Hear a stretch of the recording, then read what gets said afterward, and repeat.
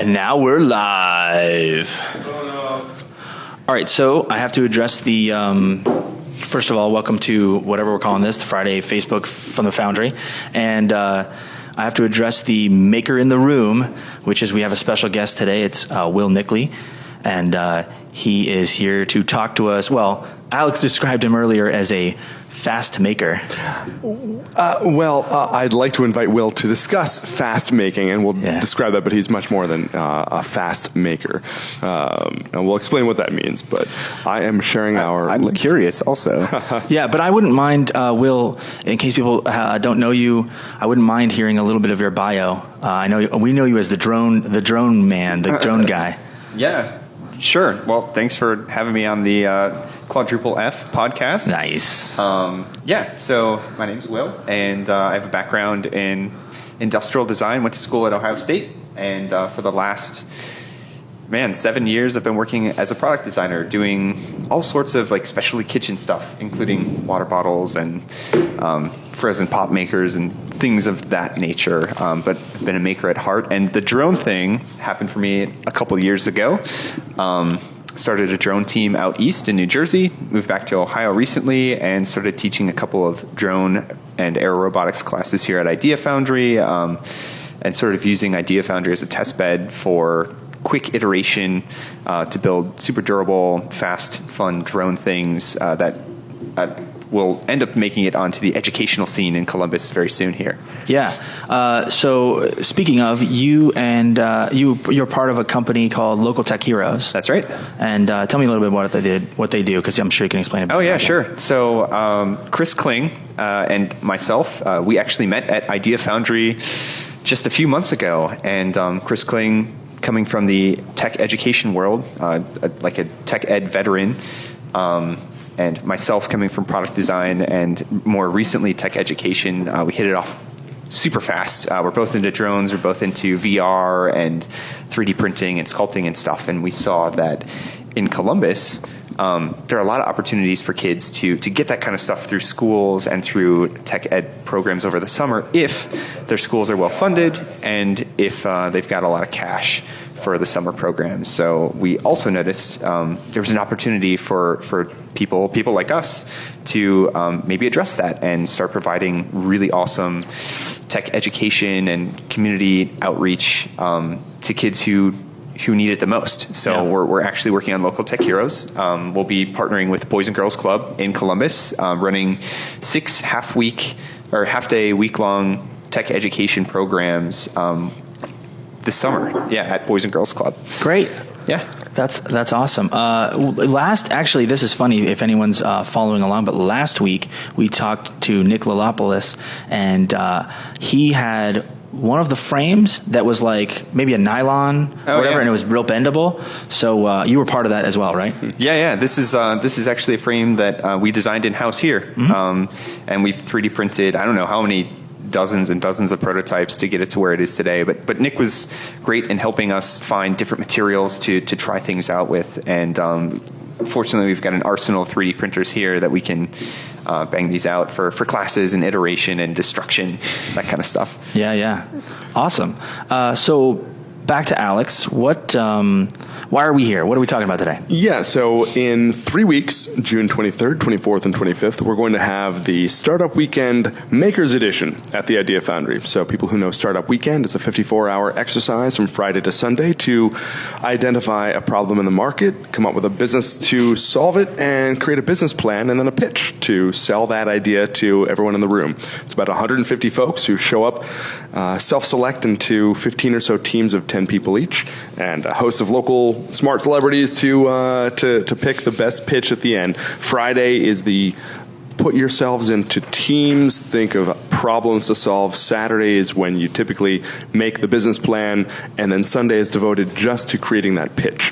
When the last one was at Cover My Meds, the tech company, I think the fastest growing tech company in Columbus, and as I was about to hop up on stage to say, give our bit of support, talk about the Foundry and how much we like making stuff, I think one of the organizers of Startup Weekend, Matt Verizer, as I'm walking up the stairs, said, "Hey, Alex, can you announce that we're going to have the next one at the Idea Foundry in 3 months?" And I thought, well, happy to, but we don't have any plan. We don't have any. We've never done this before. In fact, I don't think there has been a maker-themed Startup Weekend anywhere around the nation. So I said, well, let's do what Ray Bradbury advocated, which is to jump off the cliff and learn how to build your wings on the way down. So for the last couple of months, we've been learning to build our wings, and I tell you, we'll still be doing it in 3 weeks.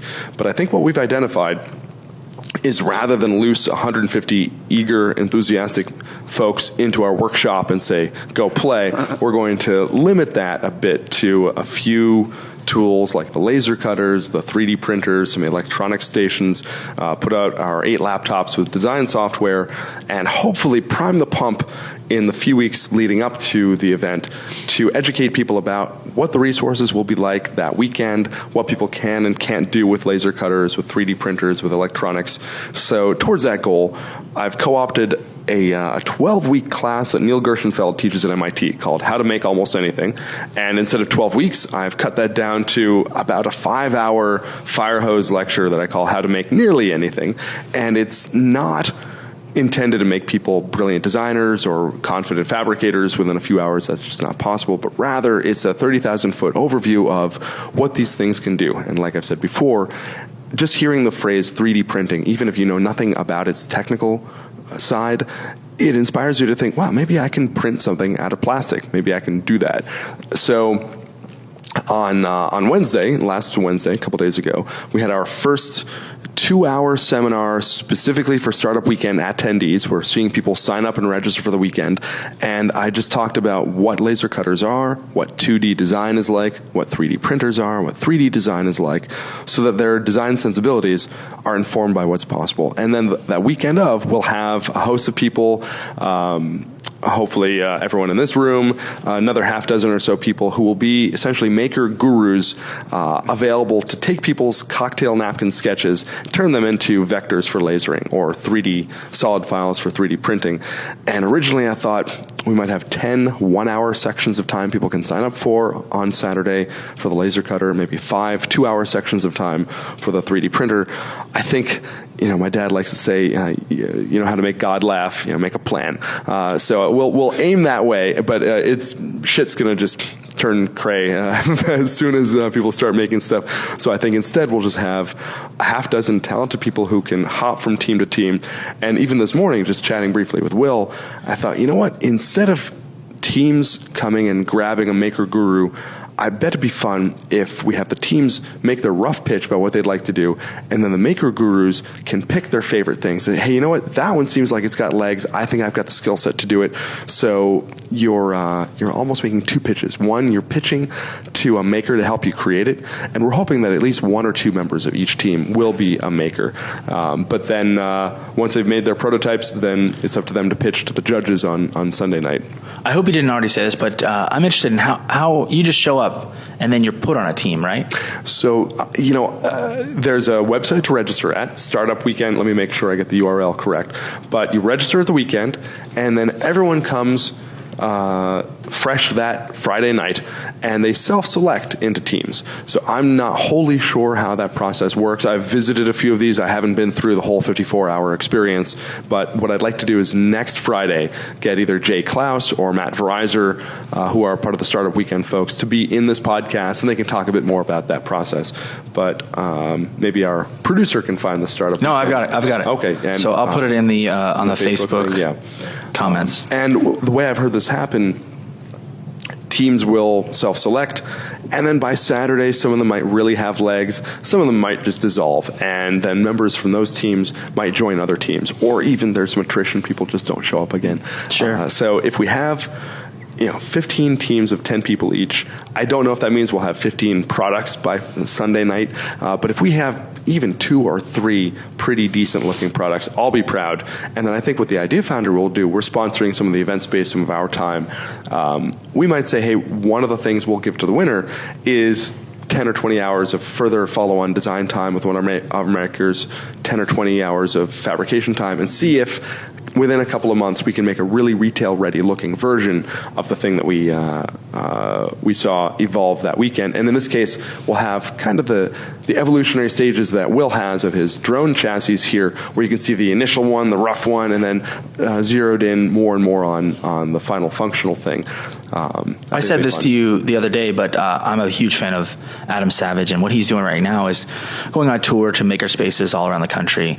And he just checked in, and they did a podcast recently, and they asked him, what would you say to maker spaces?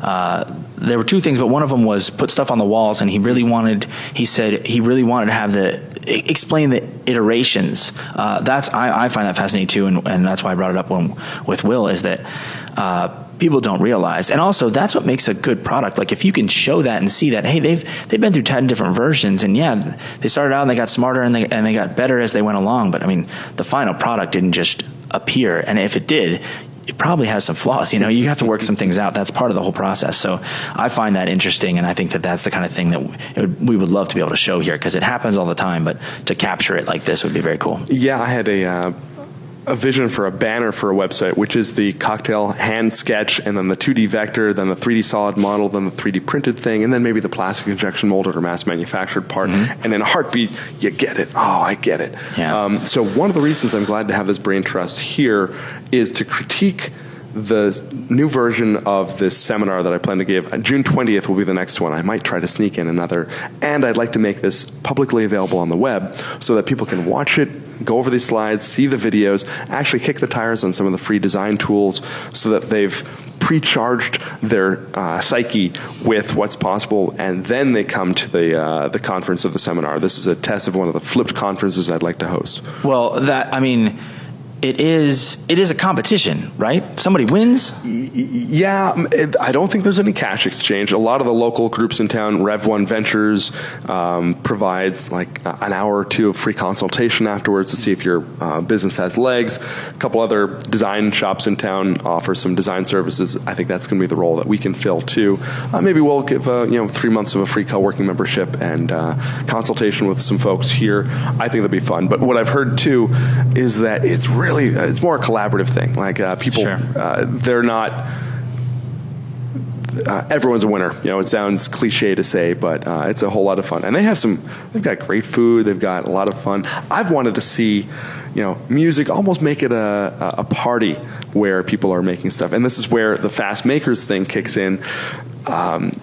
We have a creepy little gym in the basement, and whenever I work out down there, I like to be inspired by YouTube videos of people who are doing insane parkour kind of things, or, who's the French skier who makes amazing GoPro videos. He's skiing. It's insane. But, and then there's the Fast Workers edition, where I'm deeply inspired by people who fill mailboxes 100 times faster than I would have thought possible. I would really like to see a Fast Makers edition where we really change the paradigm of what people think prototyping is like. Now, I don't want to encourage people to use a table saw super fast, or angle grinder, or even a hammer, but one of the reasons we kicked around the idea of Twitch for entrepreneurs, Twitch being the streaming video game service where you can see how people play video games, rather than watching a YouTube video on how to learn Photoshop, they're intentionally slow and deliberate and instructional and educational. So file, open, apply filter. But I'd love to watch a Photoshop Pro, how they're like in their natural habitat, the camera in the raccoon nest. So you can see and learn a shitload about how they're doing that. And that would level my game up 100-fold. So equally, I think I know if I wanted to make something, okay, I can sketch it first, and then I make the vector, and then I might laser it, and then I might glue it and kick the tires. But I bet you there are ways where, for example, the Form 1 can print multiple pieces if you can fit them all on the build platform. About the same time you can print one. So maybe you always start with 3 or 4 iterations rather than making one and then doing that. So maybe that's a little maker hack. Equally, There are apps where if you want to make an electronics enclosure or a little box, Make a Box, Maker Crate are web apps where you just say, I want a 2-inch by 3-inch by 4-inch box, and then it will design a PDF where it can have interlocking, fingers, and then you can download that PDF and give it to the laser cutter, and then the laser cutter will just cut that out and glue it together with its own joinery. I might think we should have, let's say you want to make an enclosure for Arduino, we should have a library of the whole pattern for an Uno and for a Mega, and that you just have it in the library, Google Drive file here, instantly put it in a PDF, and then a couple months back, I tested this out. I took, I think it was Make a Box, that app, took the PDF, loaded it in a Fusion 360, imported a free Arduino STL from Thingiverse, and closed it around it just to see that you can line up ports for power cables, for the through holes, things like that. And you shouldn't have to make a new hole every time you want a screw hole to mount the Arduino. We should just have this repository of stuff available. So that is what I mean about the Fast Maker Edition. I'd like to see how real expert prototypers, designers operate, and then be inspired by that. And if we can combine, if this is the nation's first startup weekend with a maker thing, I think we have a voice to set the bar for, hey, if you want to rapidly iterate, prototype, this is how you do it. Mm-hmm. Yeah, I think what's really exciting to me, coming from the design world, I suppose, consumer product focused version of the design world, and what sets apart this kind of maker startup weekend from another type of startup weekend is, although I'm sure we can have that conversation about the business case, the market case for all of these ideas, one of the coolest things, one of the most powerful tools in the design arsenal and product development in general is having access to an awesome set of tools and a whole bunch of people who know how to use those tools. So if I had this idea that's been brewing in the back of my head, and have not yet found a way to get this idea from my head or move it past the napkin sketch, this weekend, this opportunity to watch a bunch of pros and participate in this process of making this idea real and failing a bunch of times really quickly. I mean, that's the beauty of rapid prototyping, is you can get to that failure rapidly so that you can iterate, do another version of your idea, maybe with a completely different tool, something a little more high fidelity, and in even the matter of a couple hours or overnight, if you're 3D printing, you can get something that's super functional and allows you to have that conversation about who your target market's going to be, what your your strategy, your retail strategy might be, and much more businessy type conversations at a much higher resolution. I think this is super exciting. Mm-hmm. And you look, we had the .com era. Nothing is easy. I like to say, getting in trouble is easy, everything else is hard. But writing software, you can, once it's done, you distribute it, it's a button press, and 1 million people can download it from Google Play or what have you, iTunes Store. Making stuff is a lot harder.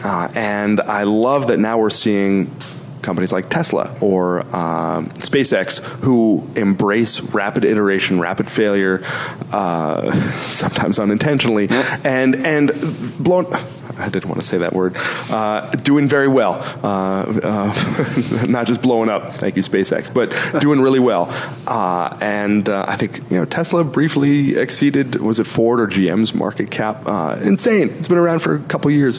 So I'd like us to go over the slides I've got out here, and I don't know if you can follow along, Will, with your smartphone, but one thing I'm struggling with is who is the audience. Will was just talking about who's the audience for the product or for the market. I think most people who are coming to Startup Weekend are business types. Mm-hmm. They're not necessarily makers. So certainly we'll be lucky if there are 1 or 2 people who are very experienced in 2D design, 3D design, and prototyping fabrication. That's probably not going to be the case. So I think instead we have to educate 150 people or so about how they can rapidly create something, why it's important to rapidly create. So the first questions I have are, who is this kind of presentation for? And FYI, this presentation isn't just a one-off for this weekend. I think this will be something that will live on the web that represents a quick intro to doing this stuff. We're all fans, I know Dylan and I, of Timothy Ferriss, 4-Hour Work Week. Have you read much? Yeah. 4-Hour Body. I'd love to see the 4-hour workshop where this is how you learn woodworking in 4 hours, welding in 4 hours, 2D design in 4 hours. I think it's possible with really entertaining, rapid learning media education. Well, I think when you're talking about Tim Ferriss specifically, that's his brand is the 4 hour. But really, when you distill down the idea of that, it's the minimum effective dose. So where he's learning, if you could somehow figure out a way to this shortcut to woodworking, where I don't need to know all the little weird details and the weird joinery, and I don't need to become a Japanese master, but how do I become competent in the least amount of time, which is represented by 4 hours. But that's the principle there, is that he even had a maybe it was a web show or an actual TV show or something for a while where he was learning drumming and jiu-jitsu and boxing and stuff like in the shortest amount of time, and that has total applications to what we do downstairs, where someone, and you are even doing this, one of the links you have is like that, where you just learned software yesterday. It's like, I'll figure out how to do this piece of software and just basically become competent enough to demonstrate it in the shortest amount of time. Yeah, and I think this is the new paradigm. Will? Well, I think maybe to chime in a little bit about this idea of rapid prototyping and speed being sort of the goal, I think more than that, it's also efficiency. I guess I'll be teaching a design class here, a design drawing class, and a huge part of design drawing is, although at some point in the design process, at any point in the design process of an object, you can spend 5 hours on this beautiful rendering of whatever the idea is. That's not always the fastest, also not always the most efficient way to communicate what it is you're trying to communicate. And in drawing, it's all about picking a drawing style that most efficiently, most quickly communicates the intent and the purpose behind the object exactly where it is in its design and development process. So, for example, down in the shop, if you're just trying to hash out some dimensions for a new style handlebar for a bicycle, you're probably not going to start turning things on the lathe. You might even actually start in cardboard or something to get a sketch, a physical sketch of the proportions of your bicycle first. Or, we can actually use virtual reality sculpting to do something like that first. Part of having an expert in the room is having someone who knows what parts of the process, what types of tools, and how high fidelity or low fidelity you can actually make a prototype to communicate and have a conversation about the part of the product that you're actually trying to design or iterate on. I'm sure like Todd, who's super great at all the woodworking stuff, maybe because he's an expert, he could start, cutting awesome, black walnut right away on his table saw to do the next table or something like that. But that's probably not where he starts in his process. And I think for a lot of the ideas that are going to come into this maker version of Startup Weekend aren't going to need a final prototype right away. We're going to have to rely on the experts to sort of guide people through what tools are appropriate early on, and then how can we find what tools, more high fidelity tools like 3D printing or vacuum forming or even casting something, are appropriate for the more final version of this prototype. Yeah, that definitely seems like the Idea Foundry's role in this weekend. And you, back to what you were saying, Alex, was who are the people, at least in your early guess, you did have one of these classes already. What's your impression of the kind of people that showed up that are interested in the how to make nearly everything or are showing up to Startup Weekend? Sure. So I think there are maybe 40 people registered for Startup Weekend already, and that's the pre-sales. They tend to see, the next 100 are signing up the next 3 weeks or so. That tends to be typical. So they get about 150 by the time the weekend starts. Of the dozen or so who showed up a couple nights ago, almost all of them were familiar with Arduino. Many of them had programming experience.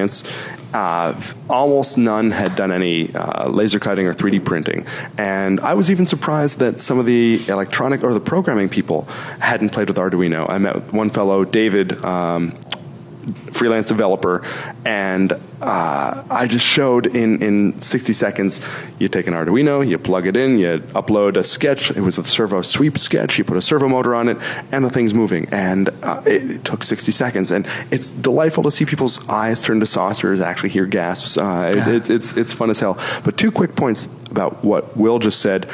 One great thing about Todd Swigert, he grew up building motorcycles. He only learned woodworking, I think, a couple years ago here. He said 3 years. I heard him say the other day. Oh, really? Yep. So it shows that you can become you can make a new living, a career in a couple of years. Number 2, I love the idea of having beginners who are learning, and you mentioned an expert in the room. There's a great professor from OSU, David Staley. He's a professor in both the design department and the history department. He's the one who advocates that Columbus's aspirational city should be Renaissance-era Florence, Italy. And he uses the example of a bottega, not a bodega, but 2 T's. It was a master's workshop. And you have a dozen or so apprentices who are learning and doing work, and you've got 1 or 2 masters there too, and it's a lifelong center. It's not a college, it's not a school from which you graduate. You level up, surely, but it's a place where everyone's earning a living, everyone's making stuff, and learning simultaneously. I call this kind of a Montessori school for adults. Typically, Montessori schools, you have the older students teaching the younger students, and there is no learning like doing. There's no proving you know something than when you teach it to someone else. So I do like that idea, and I think you're right. In 54 hours, we're going to see that happen. What I'd love to do is get your feedback, and I'll take some notes as we go through this. I don't know if you can see, what is this presentation for? What's the goal? We'll skip forward a bit. We'll get to why make stuff, and this is page 5 of your presentation. Is that it? Okay, yeah. And I just whipped this out. Sure. I don't think any of us is smart enough to anticipate or simulate in your head. Maybe the only people are Tesla and Musk. I've heard that they can really visualize every component before actually doing. So if you're one of those people, and people are going to know your name 500 years from now, then you don't need to take this class. Yeah. But for the rest of us, you build it, and you'll find the problems, and maybe you'll even find better things with the reality. I like there's no learning like doing. And one of my favorite professors in college said the person best suited to designing a product, to improving a product, is the person who designed it the first time. Now, they've already got the experience. The only trouble I have with this comment is maybe you get this left-wing innovation from someone who never would have been poisoned by the previous version.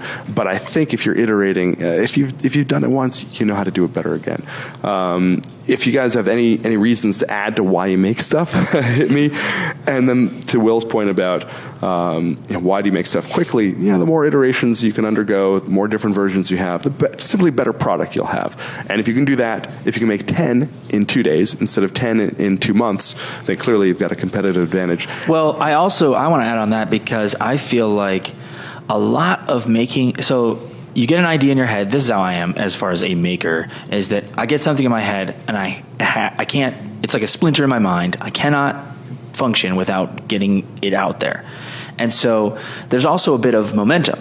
So make stuff quickly really solves your momentum problem. If you have the skills to iterate, and that's part of what we would do, or just what we do on a daily basis here, but if you have the skills to iterate quickly and get through the whole process, you're not going to hit a roadblock, you're not going to stop, and the project's not going to filter out. That is gigantic. That's probably why most people don't make it to the end. And to that point too, one thing, if there are 20 steps in a process, and I know steps 1 through 10 and 12 through 20, and I don't know 11, that doesn't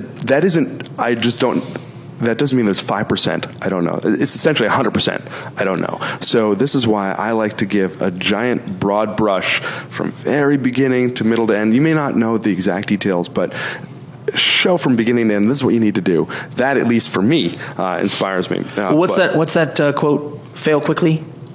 Isn't that it? Fail quickly or fail often or whatever? Fail faster, early, fail better. Yeah, so that's part of it too, is that the faster you're able to get through these iterations or whatever, the quicker you'll get that information. But we're generally on. Did I miss anything? I guess maybe the only other thing I could add to that too about iteration is, we're used to in this world where there's a new iPhone every year, looking forward to the next version of an idea. We all, I'm sure, can agree that iPhone 7 is better than iPhone 3 or something like that. Iteration kind of gets at the same thing. The first idea that comes to your head, if you can make it quickly, you can also then set it aside and find ways to improve on that idea. And a lot of times, again, unless you're Musk or Tesla or something like that, it's hard to get past that first idea in your head until you've had a way to actually manifest it physically, set it aside, and find ways to improve that. So if you can really quickly in a weekend get to iPhone version 7, 8, 9, 10, you're already way ahead of the game, and probably a lot further ahead than anyone else who has a very similar idea to yours and hasn't had a chance to make it and then improve upon it and then improve upon it. Or, actually there are a million different ways to iterate depending on your audience or materials, and that's another cool thing, I think. If you're someone who has an idea and you want to make it out to the startup weekend, this diversity of perspectives, not just the people who are coming, but the experts who are here and all of these different tools, they'll inspire you to iterate on this idea in a lot of different ways. Yep. Which, again, will get you to a newer version of your idea much, much sooner. I don't know what the phrase is that means that someone who has built a prototype has a competitive advantage over someone who just has a virtual rendering. But and I'll scare up the judging criteria that Matt has. I'm a little curious about if at Startup Weekend, Sunday night, one team has a gorgeous 3D rendered image, and someone else has a hot glue and cardboard functioning prototype that looks like hell. How are those going to be graded? And I've asked Matt Verizor, who's one of the Startup Weekend folks, to come up with the judging criteria, and he there we go. He said they're certainly going to weight heavily things that are made physically. Now, I'm still a little curious. There might be some great business ideas that just didn't need to be prototyped that weekend. So I don't envy the judges. Well, it's interesting. There's actually kind of a beauty in the difference between a very low fidelity or hacked together works like model and a very beautiful rendered looks like model.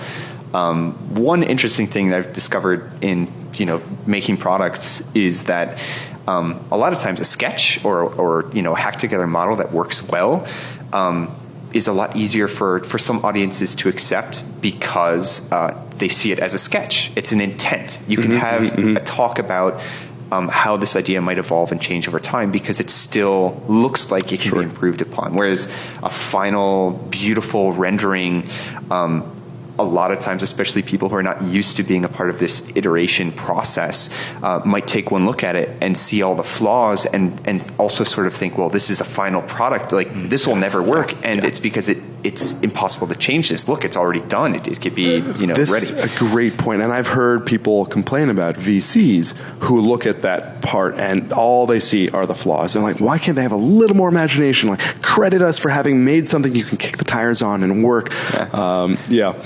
VCs are venture capitalists. But maybe to that point, our judges, if we don't allow people or maybe de-emphasize like the final beautiful aspects, like we're not going to be doing any beautiful computer renderings of these objects. We want a works-like experiential model, demonstrable version of this product by the end of the weekend.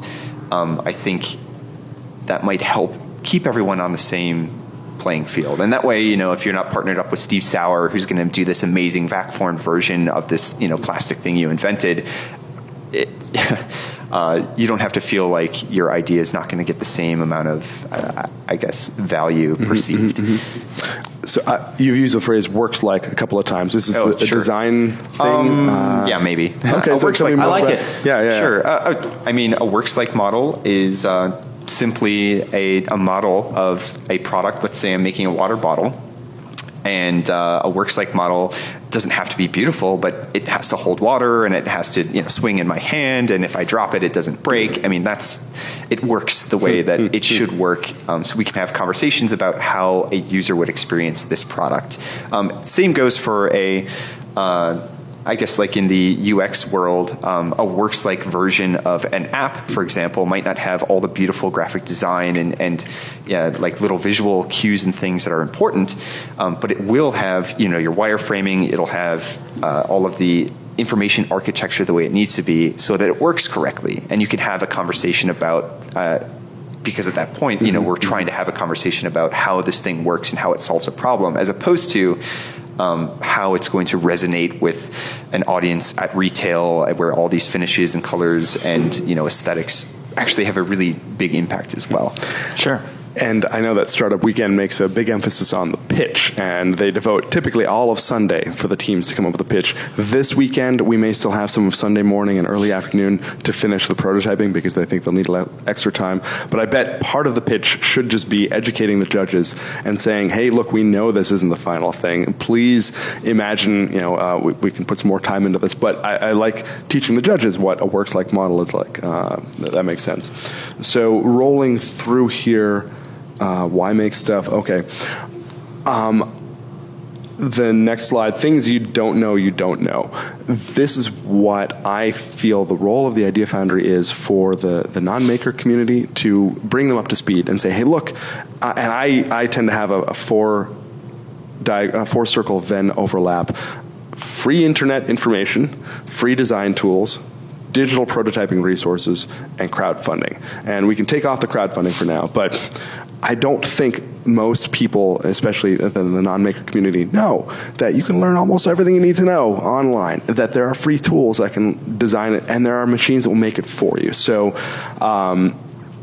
I've said this before, I'd be a much better engineer if I just worked for one summer in a hardware store, and I just knew every little bit of inventory and mass-manufactured widget and fastener and bracket.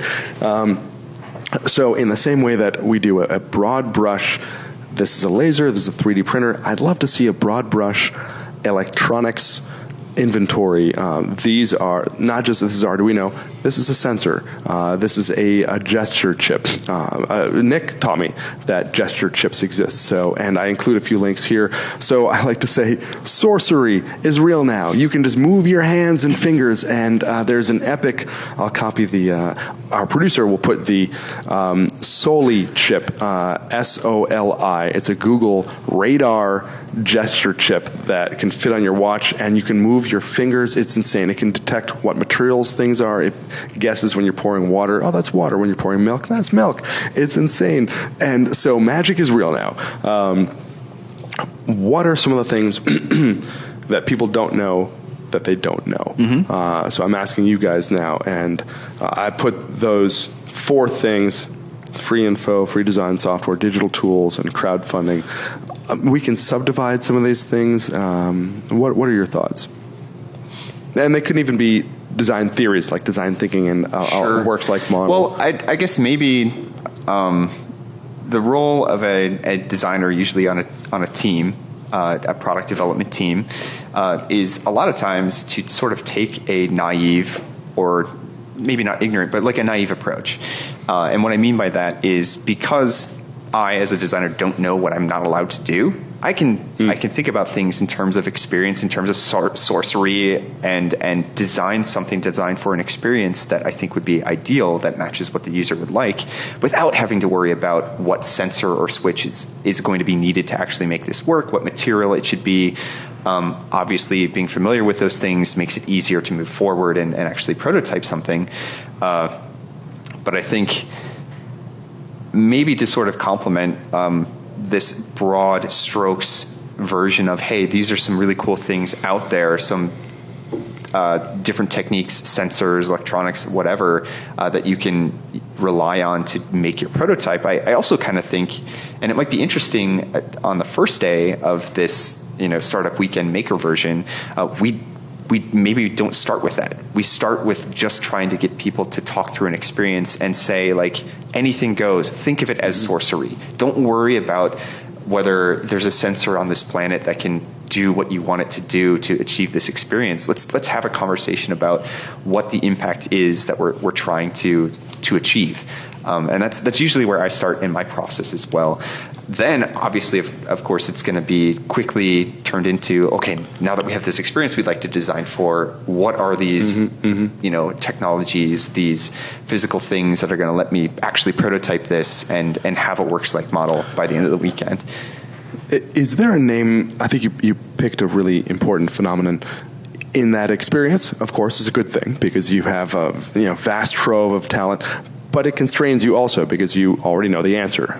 So is there a name for the way the scales go up and down when you know so much that you instantly see a solution and you can't think naively versus the naive person who comes up with an amazing thought? Is there a name for that? I know...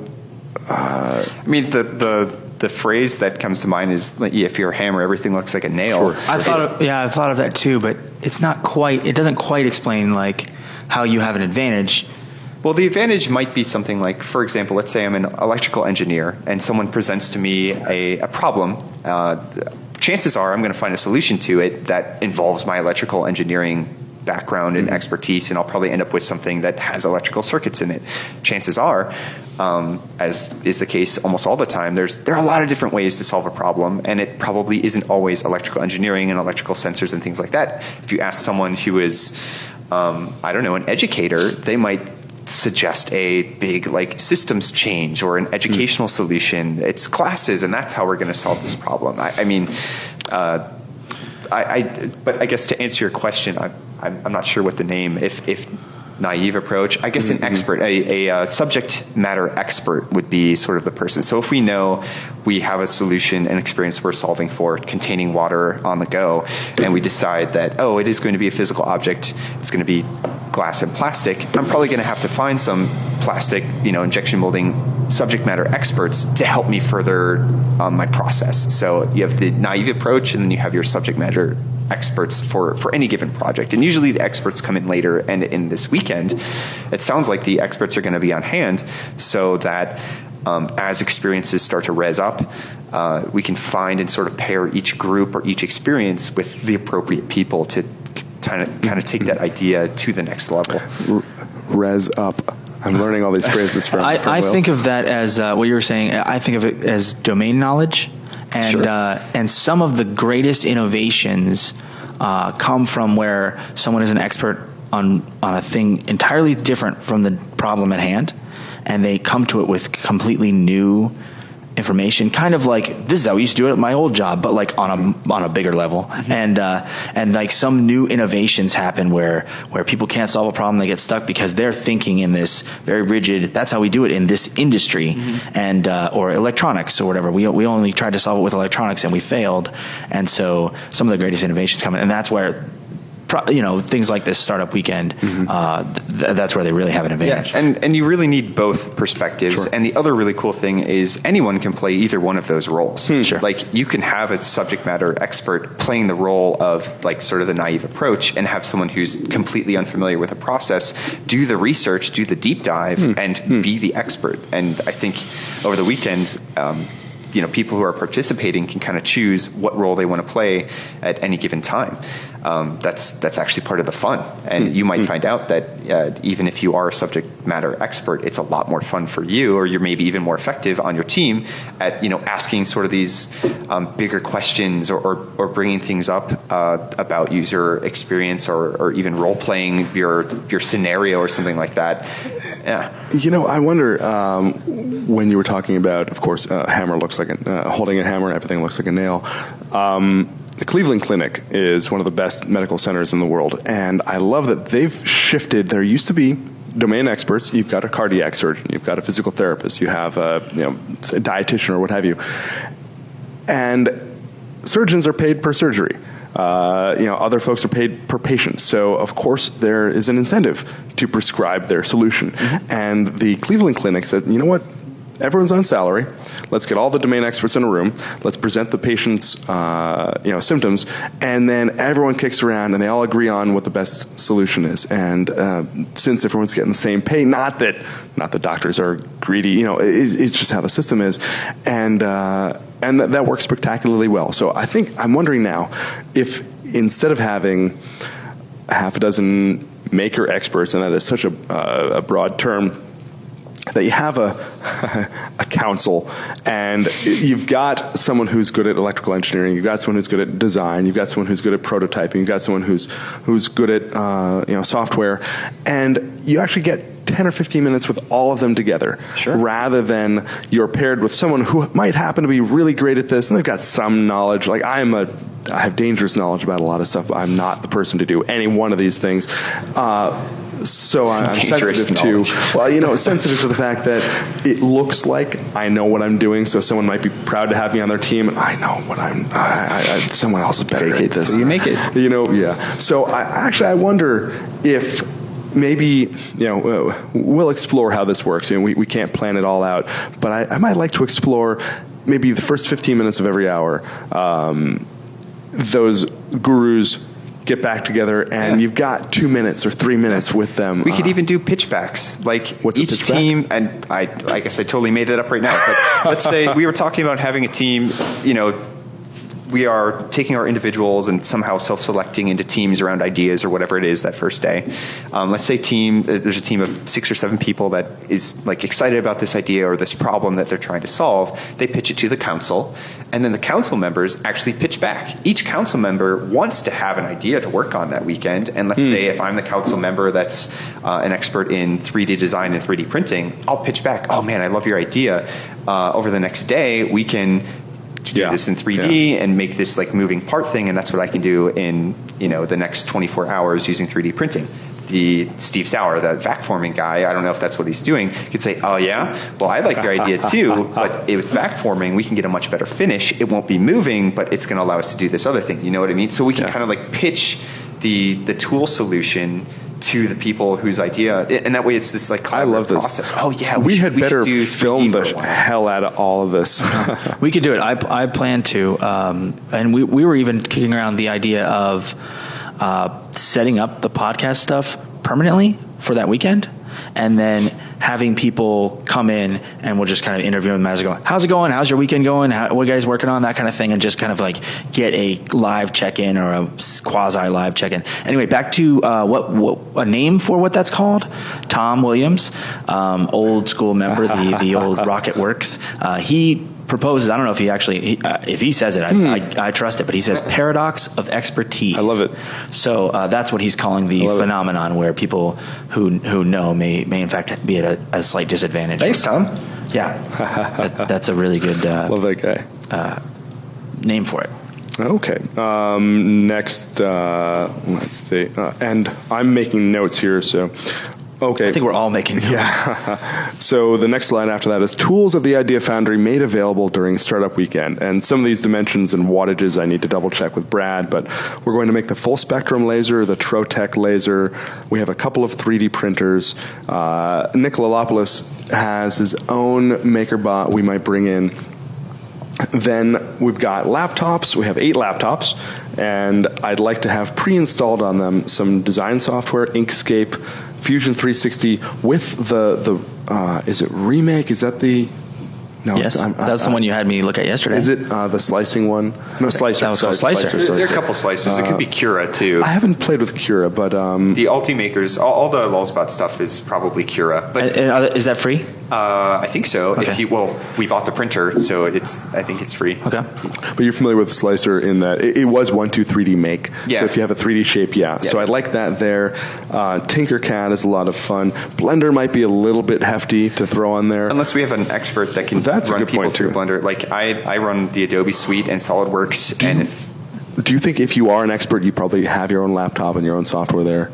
I can speak for myself, I would say definitely. Yeah. And this is a question that I'd like to ask our community. I'd rather make these laptops with the intro software available to people who've never played with it before. Sure. And if you are a super expert. So this will be a question for the people who consider themselves experts. Yeah. Bring your laptop, bring your toolkit. Bring it. It can only help, I'd imagine, unless you want to wear a different hat this weekend, which might be another great reason to come out. If you're always the SolidWorks guy, the 3D guy, and you want to come out and not do that, then leave SolidWorks at home, and then you don't have to worry about turning into that guy. And you know what's fun? Girl. My sister used to be the sculpture technician for a place called the Vermont Studio Center. It's the largest artists and writers residency program in the world, and they get a whole bunch of people come every month.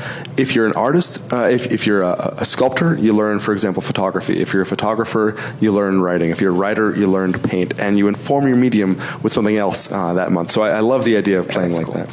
So this list is something, if you're familiar with this stuff, you can totally geek out about. We got the best stuff in the world here. But if you don't know what this is, I would maybe suffice it to say that we can make all the things. Well, I've already at that seminar a couple days ago, someone asked about CNC machining, and I said, well, we're not really going to make that necessarily available. Although Matt Hatcher has said, well, if there's something really interesting, maybe we can do something. In what regard? Do you mean the ShopBot? The ShopBot, okay. Yeah. And I'm curious to. The typical goal for a startup weekend is to make a scalable business. Making stuff, especially one-off machine parts, like I don't know how scalable that stuff is. So woodworking, artisanal furniture. Sure. So we'll kick that down. But where I'm missing is a whole host of electronics components, and we're grateful that OSU's hackathon, OH/IO, does everyone know OH/IO? Oh, yeah. They're great. They're making their inventory, their library of electronics and components available. I'm going to reach out to SparkFun and see if they can send us a couple gift boxes in the next 3 weeks. I think Startup Weekend also has an inventory of things that they'll make available. We should probably prime the pump and promote that list out to folks in advance so that if they want to, at least they know, there's a sensor that can detect range. There's a sensor that can detect pressure. And smartphones do a lot of this stuff too. I didn't realize I can see the altitude of my phone based on a pressure sensor in there. Barometer. I didn't know that was there. Or seeing the tilting and the inertial usage. Love it.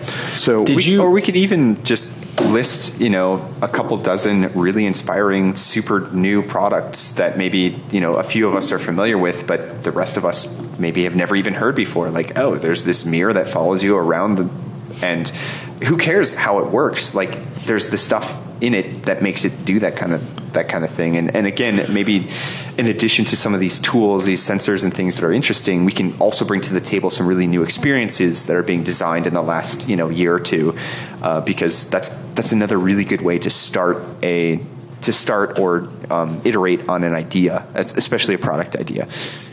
When it comes to electronic stuff, SparkFun is great. Adafruit is fantastic because they also try to tie in specific tutorials and the education component of it. I think they're big on, okay, we can sell these sensors, but if no one makes anything with it, if they just buy it and now they're stuck, there's no real point to that. They're never going to buy anything else, or then other people aren't going to become inspired by it. So that's a great place to just surf around at the sensors and see what's possible. And then you can literally go through the tutorials even before you have the thing and see if it's something that you think you could do or that you feel like you still do want to do, because they're perfect for that. I'm looking for the inventory of electronics equipment that Startup Weekend will bring. I'll post that later. The one thing you were talking about, it's OHI/O, because IO. Of course, I think anyway, that's right. But I wanted to correct that audibly, but I also put it in the notes there. Cool. So, are there any other resources you think we can conveniently make available that day? What about VR sculpting? Oh, yes. I actually listed that in the software, but not here. So VR sculpting, virtual reality sculpting. We've got a couple HTC Vives here, an Oculus Rift, and they both run like Tilt Brush, Medium, a couple other really awesome virtual reality sculpting pieces of software that actually we've had a chance to run as a part of a few demos and actual like prototyping, and it's super cool because you can talking about efficiency and fidelity, you can get something that's actually 3D in a matter of seconds without knowing any of the right mouse clicks or shortcuts that like Fusion 360 or something would require. Sure. Yeah. Honestly, I feel like in the future, in the near future, the ability to do VR sculpting and VR like 3D design is mind-blowing, because you can literally play Magic School Bus and go to the size of Atom and walk through your little whatever your thing is. You can make it the size of a house and walk through it and really get down to the details, the crazy details of whatever your product is, whatever your design is. And the ability to do that kind of stuff, it just literally has never been done before. Yeah. I mean, I think it would be actually kind of cool if one of the pitches at the end of the weekend was a virtual pitch. Sure. Like you had the judges try on. Oh yeah, come on in. And I love that. I love that. A virtual version of your product. So maybe it can be an actual product pitch where it doesn't exist. That's cool. That's a good idea. In the virtual space. I know that's one of the things that they're talking about with virtual reality. Like the next step is like virtual hangouts and virtual environments where things occur in this made up space. Totally. And I think that would be kind of a cool virtual Shark Tank. I know a large retailer in town who wanted to mock up what their stores look like out of cardboard and duct tape. They wanted to do that here, and this was a couple years back. And then I checked in recently and said, "Oh no, we're actually doing it all virtually now." Like, oh, okay, so you can virtually tour a fast food franchise or a retail shop. Here's the inventory of electronics. So I also posted a video from Medium, sculpting with Oculus Rift, that I really enjoy. Oh, cool. Let's see. So if we keep going down this list, bum, bum, bum. Okay, so when we introduced laser cutting, and forgive me, Will, I had originally invited you for 2 to 3. We're running over. You get to 3:30 or so? Yeah, no, I'm fine. Okay. Laser cutting. There's engraving, and then what the difference is, what materials people can cut on a laser. We got plastic, we got wood, we got paper, we have poster board, we have leather, no vinyl or PVC. And then I suggest, what else? Just try it out. What are some other, should we say, fabric? Do you have acrylic on there? It says I call it plastic, yeah. But I'm trying to be a little non-jargony. Maybe another useful thing to talk about or to reference for laser cutting is like show a few projects. Like here's a 2D project, here's a 3D project, here's one where we're actually like articulating parts. Suffice it to say, you can do a bunch of different materials, and here are some awesome laser cut projects out there, so people just have an idea of how powerful that tool can be. Just today I saw one that teaches biomechanics. It's an articulated laser cut hand, and then it's got strings underneath you just control like a marionette. Cool. I forget why we put this together, but I think there's a model you can download that uses hydraulic like syringes, and it's like this robot arm. It's really cool. We've got one actually mounted downstairs opposite the sound wall. It needs some love. I was also looking at scanning your wrist, for example, with a with 123D Catch, or I think maybe is that Remake now? Knockout 3D, maybe? Well, Knockout Concepts has that. There's another software. Are they going to be there? I think they will. Yeah, Brandon Gell, who's a Knockout, special projects guy. But like, you can scan your hand and then tailor that directly to a wearable or what have you. So then things the laser can only engrave. It can mark metal. It can engrave glass, granite, marble, stone, brick. What else am I missing? Fun stuff. And again, I say try it. And you listed those off pretty quick, but yeah, it can also engrave stainless. But you do engrave or mark. You're right. Ours can mark is right. Mark is right. And then I mentioned that there are industrial lasers that can cut metal, but not ours. Then I talk about how you need they can easily cut 2D material into 2D shapes, and then there are software programs that can assemble that into a 3D shape. So you can create 3D shapes out of stacked or interlocking 2D pieces. Right. That often is a faster way to create a 3D structure than 3D. Especially if you mock it up first in paper or cardboard something, and if it's working the way you need it to, just use a vector program like Inkscape or whatever is going to be around that weekend, and do a 3D version. Totally. 3D printing, make things out of plastic. We got two types, FDM and SLA. Both have kind of smallish build envelopes. Both are kind of slow. Point out that FDM is proportional. 4 of something takes about 4 times as long as 1 of something. SLA is a little different. And then I have videos that show what an Ultimaker is like, what the Form 1 SLA is like.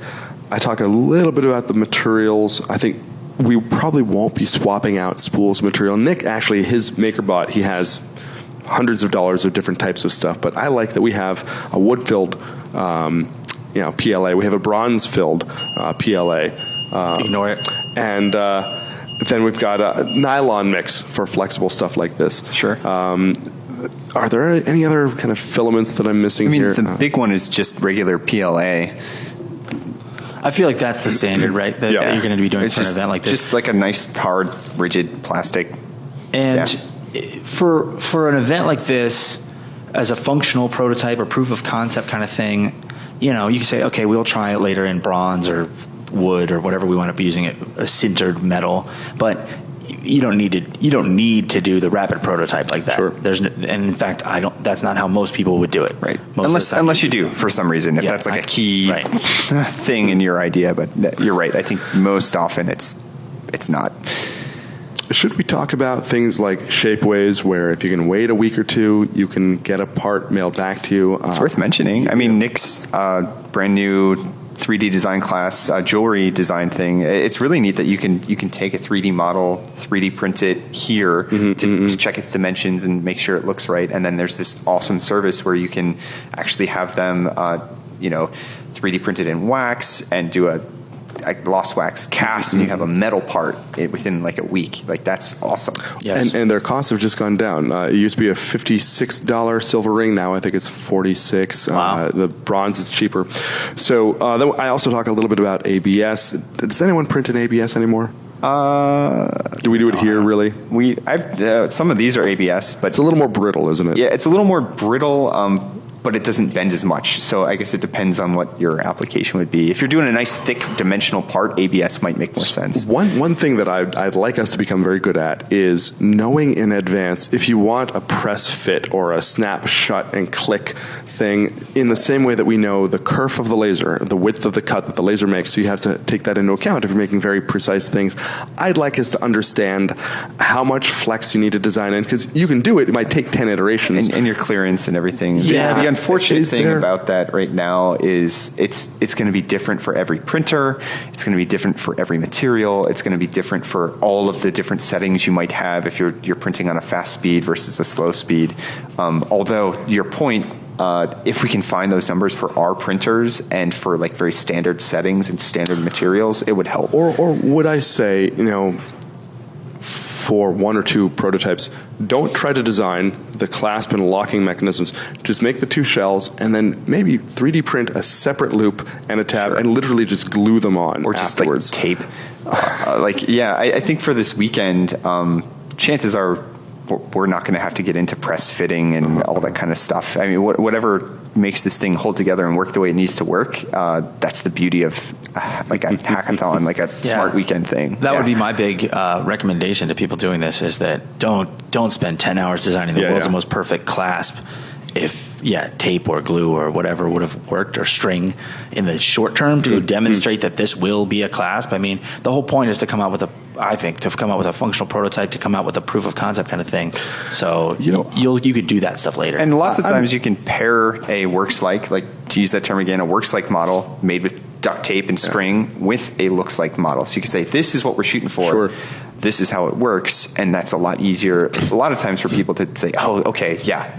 Now it's just a task of bringing those two things together. And there are a lot of really smart people in town who are experts in that, design firms, individuals here, that kind of thing. Just while we're discussing it, I pushed back on my own idea. At first I thought, of course, design the clasp in. Then I thought, no, leave it blank. I would still advocate design the clasp in, and there are probably downloadable Thingiverse things. If it doesn't work, just Dremel the thing off and then do something, or just jam the shit out of it so it fits. Fun stuff. But in my experience, and Will was basically saying this too, is that there's a good starting point to have done it before, to know the tolerances of those type of things. But like the press fit or the finger joints, or there's all kinds of things you can do with plywood where they actually make tabs that slide in and lock in, and you have to try them every time. Like you literally have to check the tolerance on a new thing if it's significantly different from the last time you did it, every single time. And this is where it goes back to the point of having an expert on the team with someone who's not an expert. We'll try it. The expert's going to take their best guess. Yeah, right. And at the end of the day, you're going to end up with something. Hopefully, again, you're using an efficient method to prove out what it is you need to prove out with that version of your prototype. I think of the people that are going to be here over the weekend, that's not going to be the biggest challenge. The biggest challenge is going to be like, what are these ideas? What are the experiences? And as a techie, making it fun. One of the things I like about business is I think technical problems are easy to solve. That's what techies do. Finding problems is the hard part. Yeah. And I think that's the real purpose of this weekend. So if we go now past the 3D printing videos to Arduino, electronics, and programming, oh my. talk a little bit about what a sketch is for Arduino. And I love that they call it a sketch. It's not a computer program. That sounds intimidating. It's something quick and easy and doesn't sound very technically challenging. And there are thousands legally free. You just Google Arduino and LED. As a demonstration for this exact thing is there's that thing in the first floor of the Smith Brothers hardware building, and I had a part in making that. It's a piece of art, but it's a color-changing acrylic sculpture. It's the world's most amazing piece of art. It is amazing, and it was with an Arduino, and I changed it, some of the things in there, but I got the sketch from another person's project it's basically the code that makes it work, but another person's project that did something that was like 75% of what I needed, and then I just figured out the rest of it. But that was a huge, talk about standing on the shoulders of giants, that was a huge leap forward, and you're always pressed for time, and that project specifically was like that. But man, Arduino, it's unlikely that you're inventing something that someone hasn't tried or doesn't have half the sketch already out there, and people share that freely. I have never seen anyone not share it. So all that stuff is out there. Well, that's kind of a good point too. I mean, if in software it's rare that you're doing something that's entirely novel, I think that's maybe one of the biggest challenges or biggest hurdles for people who start to dabble in making physical objects as well is, this idea has to be the first of its kind, this one-off invention, like a true invention. And I mean, I can tell you from being in the consumer products industry, that's almost never the case. Almost always a brand new product that does really well on the market is something that has, a remix to it. There are a few innovative things about it, but you don't have to reinvent the wheel. Yeah. It's about reinventing the consumer experience. Like how are the people that are going to use this going to benefit from using this? And 9 times out of 10, it's not because it's the brand new way of moving something from A to B. I love that you said you don't have to reinvent the wheel, because that is the entire spirit of that whatever it's saying is don't reinvent it. It exists. There'd be no reason. Right. And I think too that we found that the fastest way to bring value is to take a mass manufactured component that costs $1 or $2 and then add your own custom thing there. So back to knowing what all the things are that you can play with, the electronics, the what have you. So have either of you played with If This Then That? Sure. Okay, I haven't played with it yet, but I'd love to make people aware of this. How easy is it? What projects have you done with it? It's very easy. What is it? So it's basically an app online, so it's a website, and I can share that link here in a second. But it is exactly what it sounds like. And does it cost money? Do I register for it? Is it like a software program? As far as I know, all of it's free. Yeah, I'm pretty sure it's free. But it's like, if I get an email to this email address, do a thing.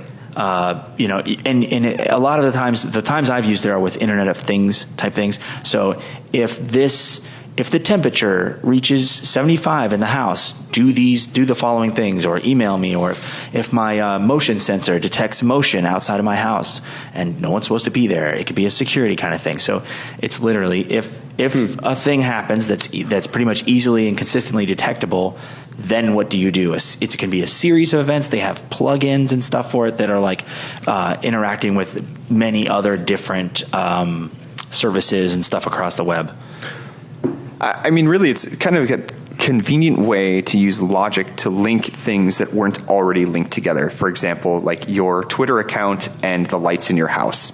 If you didn't want to buy a brand new, and again, like If This Then That came out several years ago, so a lot of the things that we kind of are aware of now, all the Internet of Things, like ways to control the temperature at your house, like that stuff kind of exists in its own system. But like back in the day, you could actually link together the temperature outside with controlling your thermostat with something like If This Then That. So let's have let's assemble Guru Council assemble. Yeah. If I wanted to make a device that was that detected if the room temperature went over 75 degrees, A, I got a tweet, and B, we won't get into the programming of the thermostat. I just get a tweet.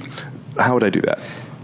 If This Then That. No, but specifically, like the sensor is controlling an Arduino or an RPi, or you would need something that's connected to the Internet of Things, that would connect to the Wi-Fi, or I guess it could be wired in, that can tell the temperature, and then that is going to via Wi-Fi connect a simple. I mean, you could easily do if this then that, and a lot of these things probably wouldn't even use it as an intermediary. But you would need that sensor first. I know for a fact Arduino could do this. Well, let's walk back. So I have an Arduino Uno. I have a thermocouple or temperature sensor.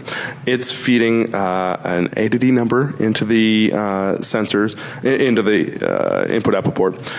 The Arduino has a sketch that says, okay, that number is over 75. Do I have a Wi-Fi shield on the Uno? How do I connect to the Wi-Fi? Do I need to know the Wi-Fi password for that area? Yeah, chances are both of those things are true. Right. So I'm not I guess like a coding or Arduino expert, but the things that you're saying make sense. I mean, in the context of like how that would work this weekend, if you decided that the experience you're designing for is when the temperature reaches a certain height at home, I want something to happen online. The people you'd want on your team to build that for the rest of the weekend are someone who knows Arduino, and then someone who knows the actual analog, how to build a circuit kind of stuff. And you could actually make this. So I'm going to keep the thought experiment going. So I have a Wi-Fi shield, and then which you would need, yes. Yeah, and then if this then that, do I have an account there? Yes, and then the Wi-Fi. Somehow in the sketch, I'm guessing it has my IFTTT creds. Yeah, is there like an API through IFTTT? Okay, and then it will communicate that number. So somehow it handshakes with if this then that, which obviously is easier to say than IFTTT. I know. It's like World Wide Web is actually longer. Or shorter than www. So once I get to if this then that, I understand that it can then send. Presumably, it has its own Twitter account. They call these applets or recipes or something. They do. They call them applets. And then that tweets. Where I'm still fuzzy is, and I'm sure I love this planet. In 10 minutes, we could figure it out. But I might like to test some of this. I might like to have a couple of test boards where we have already made sure it can handshake with our Wi-Fi. I know some guest networks don't have creds. You just log on. Sometimes they do, and I've had trouble where, like I have I have to say this carefully. I have a Chumby, the touch-sensitive LCD internet portal that I could connect to my Wi-Fi here, and I brought it to the Columbus Museum of Art once, and it needed a password, and they said, no, you don't have it. You just log on, and it didn't work. So I'd like to kick that around here, but maybe we should have a few. Like pre-connected things. Yeah. Okay, I see that. So at least we're anticipating that some people will be designing Internet of Things. Yeah. Having those basic components like an Arduino that already speaks to our network, so that's like not a thing. I've changed the entire thing and just use Alexa. Well, this is the other question, and I go down to cloud-based. I think the next. So what cloud-based apps are there? There's speech recognition. I now see deep learning. If you want to recognize your cat from someone else's cat, so to let your door open up, your cat door. Sure. But, do either of you have much experience with any of the kind of cloud-based services? Okay. No. Or even the Facebook API. We'll skip that. But I know that I know people have. I know people who have, but they're not in this room. Yeah, we just need to find and make sure we've got a couple experts on that side of the making things, digital makers. Going back to that first page of Arduino Electronics and Programming on My, we have Arduino Raspberry Pi. Why you mentioned Raspberry Pi yesterday, Dylan, that you made an entertainment center. Why would I use that versus Arduino? The Arduino is a bit more of a microcontroller per se, and Raspberry Pi is more of a small computer. So by default, Raspberry Pis typically will run a version of Linux, and so anything that you would do on a computer or that you would think of, that's why a media center makes sense, because it's reading media files or streaming media files the same way that any of those like boxes, Amazon Fire or Roku or any of those kind of things would do that. They're just basically mini computers, sort of generalized computers. But an Arduino is more like take inputs, do a thing, or make lights blink, or just like I don't know. It's much more simple. You don't need the brain power of a computer. You just need some simple input-output kind of stuff. You pretty much need to know Linux. For Raspberry Pi. Yeah. Or if your project is something, again, that other people have done, you can literally just load all that basic operating system, an embedded operating system onto the little micro SD card and just put that on there and run it. But is that a pretty problem free? Have you done that before? Now it is. In the beginning, it was a nightmare. But now the things. So a common one is the media center thing is very common, and I mean that is flawless. You can go from Raspberry Pi with all the stuff you need, the power supply, the HDMI cable, the SD card, to watching streaming videos in 15 minutes. That's insane. If you literally know nothing, it's that consistent. And then like the other one is like arcade or yes, like make your own arcade machine. Or also the other one is what do they call it? RetroPie, where it's all the Nintendo games and Super Nintendo games, emulator stuff. Emulator stuff is right. That is so consistent now that software's out there and it's been done thousands of times. So cool. That stuff. So what you're saying is we need Zach Sanderson to be there this weekend to be the resident Raspberry Pi expert, and we're also allowed to like go on the internet and figure out how to do stuff, right? Of like course, this weekend, that's going to be like the big tool. Yeah. Everyone bring the internet with you. It's going to be okay. Don't forget your internet. Don't forget your internet. The one thing they do say is don't preconceive your idea before. You can think of the idea, but don't write code before the weekend. Don't make 3D solid models beforehand. Like all that stuff should be done during that weekend. I would encourage people to, if you have a great idea, that's awesome. You can think of your idea, but I would encourage you to bring to the table the problem your idea is addressing. In design school, and again, this is whatever, me on a design pedestal or whatever. Usually great discovery comes from, or great innovation comes from looking at problems, that problem-seeking thing that you sort of talked about, Alex. Finding a problem, finding a good problem. So if you think you have an awesome idea, sure, bring the idea with you, but also bring with you what problem that idea is solving and who it's solving that problem for, because chances are those two things are going to really spark the imagination of the people on your team to find new ways of solving that problem or iterating on, things that go beyond your original version 1.0. Yeah. I've even heard that ideally high schools of the future, you won't ask kids, what do you want to be when you grow up? It's what problems do you want to solve? And that wholly drives a different way of learning, different way of being. If we go down the amazing electronic component add-ons for things, we've got buttons, switches, and dials. We've got all sorts of lights and LEDs and red, green, blue LEDs, sensors that can detect temperature and humidity and roll, pitch, yaw, XYZ, motors that move things, also provide a haptic feedback, a little buzz. I'd love to wear something where you walk into a Wi-Fi field and you can feel it. I think, was it Nick Lilopoulos was talking about a haptic sensor embedded in your chest so that whenever you're facing north, it vibrates a little bit. So you just always know your stuff. I'm sure it was. That's his body realm tech of expertise, But I know they have shirts that can detect Wi-Fi that have the Wi-Fi symbol of the rings getting bigger, and it'll show that. And then I was amazed to find out how cheap LED displays are. Like the drone FPV headset displays that you make, Will. Like, how much does that internal display cost? Oh, the whole headset, FPV headset, which is not just a display, but it's also a 5.8 gigahertz video receiver and antenna and battery and the whole thing. Anymore, you can get an awesome one. The ones we use for the classes here are $70. Amazon Prime, $70. Absurd. Yeah, it really is ridiculous. How easy was it to, like, if I want to be able to make something that allows me to see around corners if I dropped a coin behind my fridge, make essentially a laparoscopic camera. Yeah.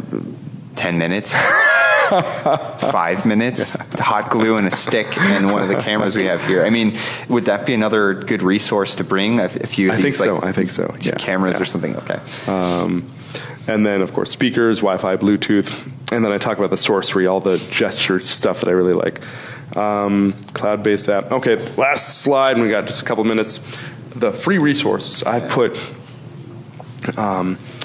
Will provided a few ideas for 2D vector design from Inkscape to Vector, VECTR. Then there's 3D solid modeling. I've been playing a lot with Fusion 360. That's the best one out there right now, in my opinion, for free stuff. SketchUp isn't on here, but I left it off because some people really like it, especially if we're doing things like experiences that are bigger than an object you would hold in your hands. Like if you're talking about a store or, like an entire mall or a city or something like that. Yeah, I agree with that. Awesome. Okay. A building is good at SketchUp. Well, I think it was originally intended to crowdsource skyline design that's right. for cities for Google Maps.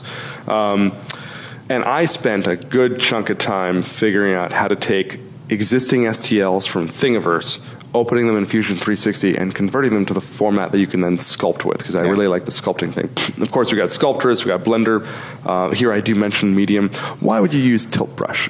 Is there a sculpting app for the Vive also, or is it just that is painting? The one? But it's not really volumetric so much. Yeah.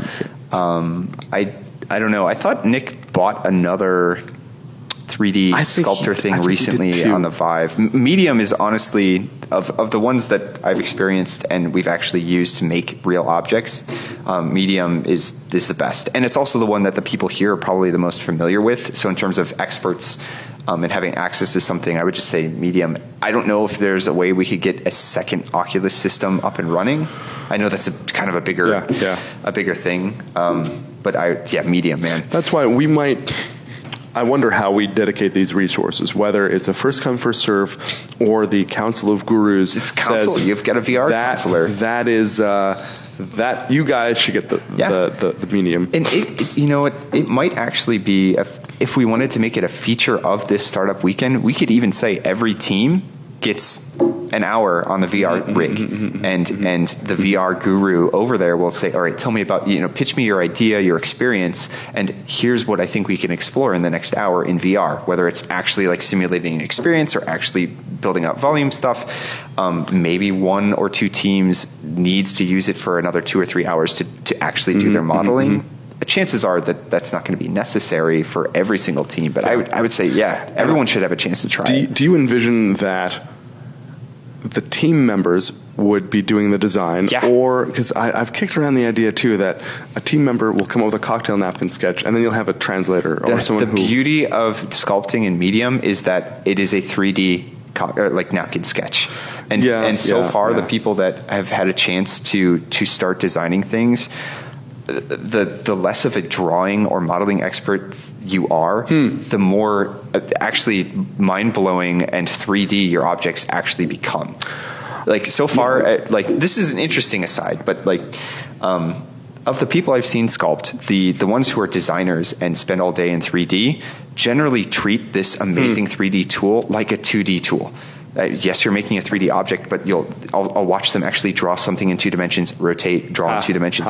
You throw a child in there or someone who hasn't actually drawn or modeled anything in real life or whatever, like for their job, they're all of a sudden like moving around, they're spinning around, they're like moving through objects and using the tool in a way that's mind-blowing. So I would say it would be an important tool for each of these teams to experience over the weekend. And then maybe if one of these teams really wants to take something to the next level in Medium, for some reason, we can have an expert there to help teach the tool a little bit more. I think it probably makes sense to have a separate seminar exclusively for things like Sculptris, things like Fusion 360 and Medium. And maybe I think we have time yet to, if the next How to Make Nearly Anything is June 20th, maybe June 19th. People come and they play with that stuff in advance.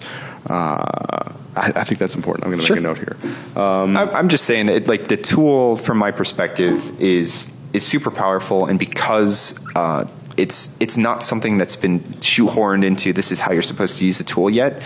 It would be a really cool thing for people this weekend or whatever during the Startup Weekend Maker Edition.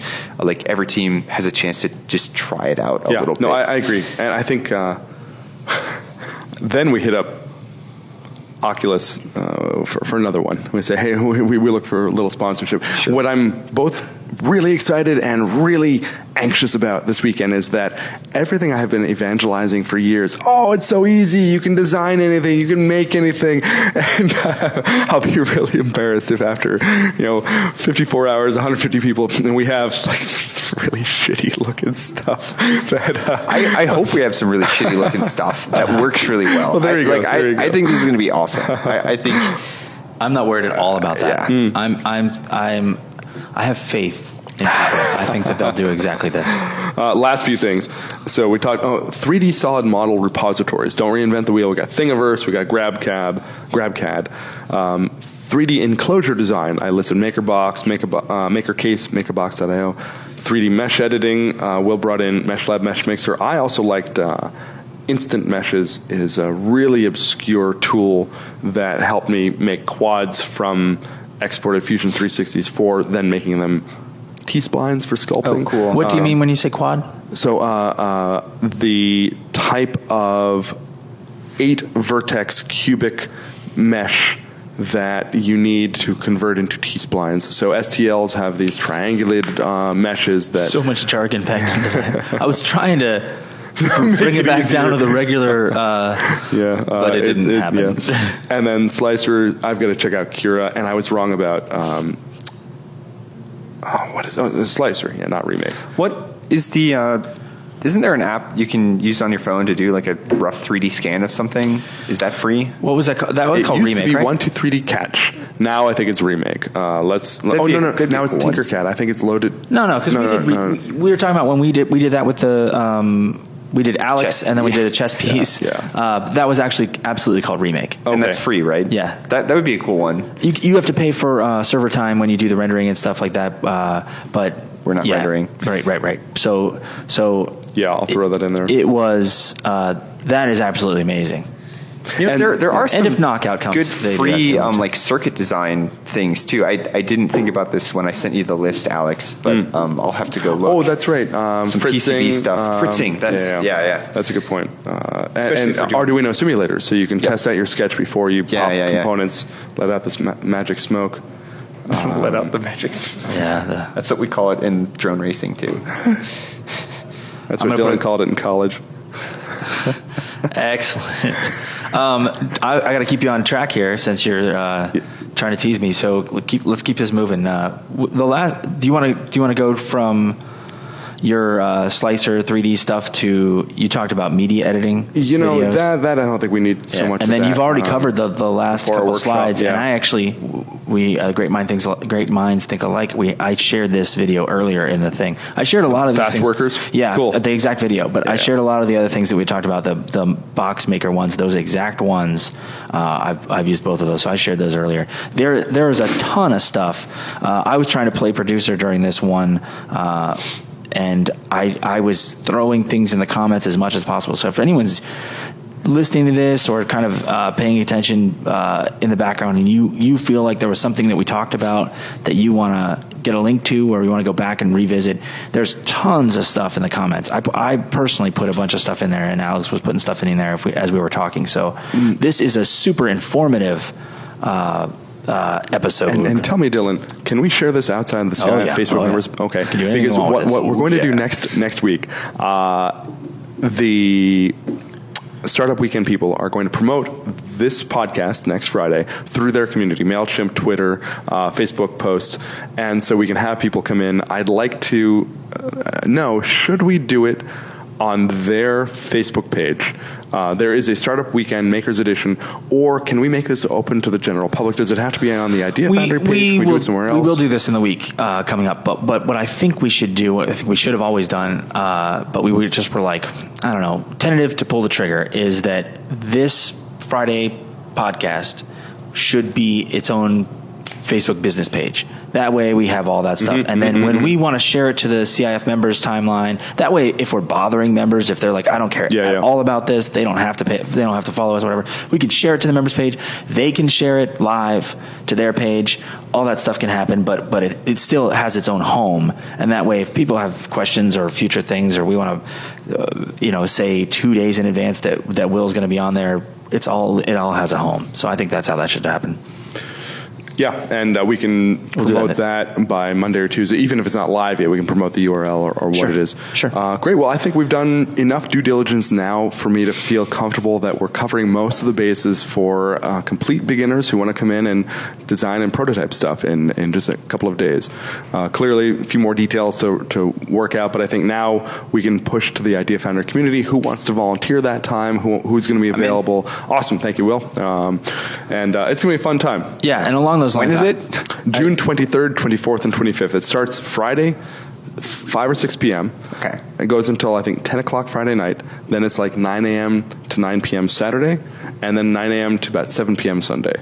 And the link on there, I shared it, but it's to the actual startup weekend Columbus thing. It says Columbus, but it actually redirects to columbus.techstars.com or whatever. So anyway, you can check that out. I'm glad you asked that, Will, because that helps restate when it is. And so where we're is talking it? about the end It's of here, June. right? It is Yes. absolutely It's at Idea here. Foundry. Okay. Yes. But I want to say thanks to Will for giving us being so generous with your time, because we took up a little bit more than we originally had said. I'll bill you for it. That's fine. No, I'm just kidding. Right. No, thanks for having me. It was fun to. It was talk to you great. guys about all this. I'm really glad you were here to provide this insight. So I appreciate it, and thanks to everybody for listening and participating and all that stuff. Hi, Mom.